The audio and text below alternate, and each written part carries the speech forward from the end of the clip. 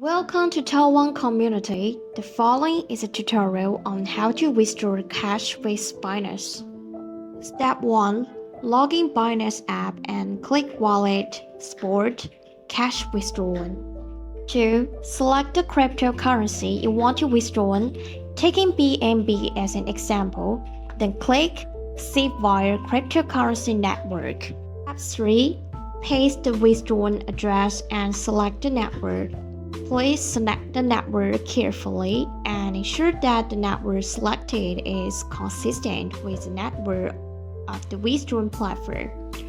If you choose the wrong network, your funds may be lost and cannot be recovered. Number 4. Enter the withdrawal amount to see the corresponding transaction fee and final amount received.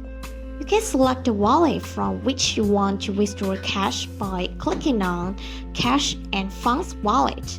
Click Withdraw to continue the operation. Step 5. The prompt to confirm the transaction will be displayed again. Please check carefully and click Confirm. If you enter the wrong information or select the wrong network when transferring money, your assets will be permanently lost. Please ensure that the information is accurate before confirming the transaction.